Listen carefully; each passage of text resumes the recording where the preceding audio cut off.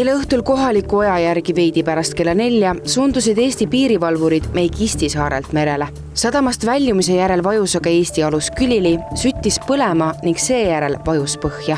Alusel viibis õnnetuse hetkel kokku 5 inimest. 3 Eesti piirivalvurit, Eesti suursaadik Kreekas Karin Rannu ning Kreeka rannikuvalveametnik, kes osales operatsioonil sideohvitserina. Inimesed said viga, said küll omal jalal ja oma ujumisoskustega kenasti kaatri peale, suutsid abi kutsuda ja edasi juba toimetati inimesed haiglas. Nii meie enda poolt on alustatud siis kontrollmenetlus asjaolude väljaselgitamiseks, et mis õnnetuse põhjuseni viis ja paralleelselt tegelikult ka meie Kreeka kolleegid on erinevaid menetlustoiminguid läbi viimas, et saada selgust, mis sellise õnnetuse põhjustas. Esmalt transporditi alusel viibinud inimesed Meikisti saarele. Seejärel viis helikopter 5 inimesest 4 veidi enne kella 6:30 õhtul Roodose haiglasse. Haiglasse toimetati 2 Eesti piirivalvurit, Eesti suursaadik ja Kreeka rannikuvalveametnik. Kõige raskemad vigastused said Eesti piirivalvurid. Ühel neist on peavigastus, teisel mitu luumurdu. Haiglasse sattunud piirivalvurid on kontaktsed ja nende seisund on tänaseks stabiilne. Suursaadik, kes pääses õnneks kergemate vigastustega, on tänaseks lubatud kodusele ravile. See kõige algselt kardetum teadmine, et vigastused on niivõrd tõsised, et vajavad erilist hoolt, siis tänaseks see mure on meilt õnneks möödas, inimesed paranevad ja on haiglas, nemad kahtlemata seal ka järgnevad päevad on ja siis peale seda teeme järgmised otsused, et need inimesed, kes kergemaid vigastusi said, siis üks nendest inimestest on juba koduteel.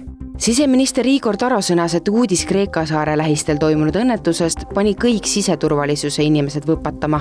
Ministri sõnul on Eesti riik kannatanutega ühenduses ning pakub vajalikku tuge.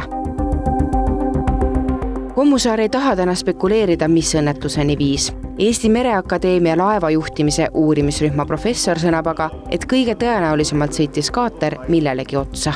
While the final causes will be established through an investigation, the information suggests that it hit an underwater reef or rock, which led to capsizing of the vessel.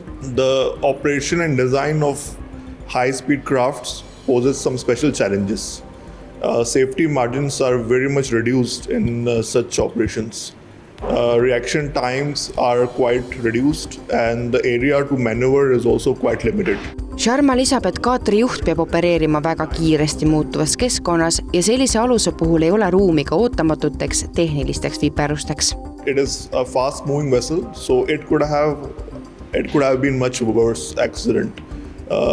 So in a way, this is a better outcome that the people were promptly rescued and they are undergoing rehabilitation with minor injuries than something major. Veiko Kommusaar sõnab, et tegemist oli erakordse õnnetusega, arvestades, et piirivalve kaatrid on ehitatud vastavalt töö iseloomule. Üldiselt seda laadi kaatrid, mida ka meie kasutame oma töös, on selliste ülesannete jaoks mõeldud ja sellised kaatrid on võimelised sõitma väga suurtel kiirustel ja tegema väga ohtlikke manöövreid. Õnnetus toimus Kreeka väikesaare juures, mis asub Türgi ranniku lähedal. See piirkond on Euroopa Liidu välispiiri seisukohalt strateegilise tähtsusega, mistõttu tegutsevad seal sageli rahvusvahelised meeskonnad. Ka eestlased, kokku 6 piirivalvurit, olid seal 5 kubikusel Frontexi operatsioonil. Suursaadik Karin Rannu oli pardal selleks, et tutvuda Kreekas oleva meeskonna tööga. Me tegelikult igal aastal käime Vahemerel merepiiri valvamas nii illegaalse migratsiooniohu kui erinevate narkokaubanduste, salakaubavedude tõkestamiseks.